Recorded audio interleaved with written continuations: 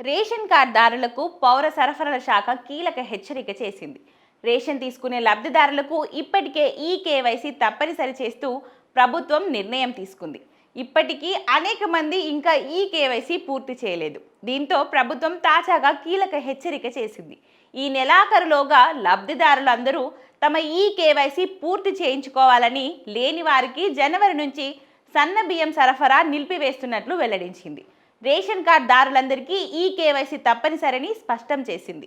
ఈ ప్రక్రియను పూర్తి చేయని కార్డుదారులకు నూతన సంవత్సరం నుంచి సన్న బియ్యం కోట నిలిపివేయనున్నట్లు కీలక ఆదేశాలు జారీ చేసింది. దీంతో రాష్ట్ర వ్యాప్తంగా రేషన్ దుకాణాల వద్ద లబ్ధిదారుల రద్దీ పెరుగుతుంది. రేషన్ కార్డులో నమోదైన కుటుంబ సభ్యులంతా సమీపంలోని రేషన్ దుకాణాలకు వెళ్లి ఈ పాస్ యంత్రంలో బయోమెట్రిక్ వేలిముద్రలు వేసి ఈ కేవైసీ పూర్తి చేయాలి.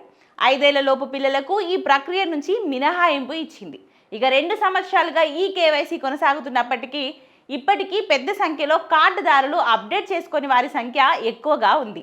ఈ నెల 31వ తేదీ గడువు వరకు మాత్రమే ఉండడంతో పౌర సరఫరాల శాఖ అప్రమత్తమైంది. గడువులోపు ఈ కేవైసీ చేయించుకొని వారికి రేషన్ బియ్యం పంపిణీ ఉండదని హెచ్చరించింది.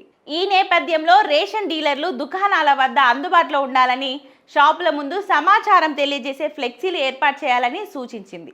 రాష్ట్రంలో 1.01 కోట్ల రేషన్ కార్డులు ఉండగా లబ్ధిదారుల సంఖ్య 3.25 కోట్లకు చేరింది. రేవంత్ ప్రభుత్వం అధికారంలోకి వచ్చిన తర్వాత 11.27 లక్షల కొత్త రేషన్ కార్డులు మంజూరు చేసింది. వీటి ద్వారా 34 లక్షల మంది కొత్త లబ్ధిదారులు వ్యవస్థలోకి వచ్చారు. గత ప్రభుత్వ కాలంలో మంజూరైన కార్డులకు సంబంధించి ఈ కేవైసీ దాదాపు 80% పూర్తయింది.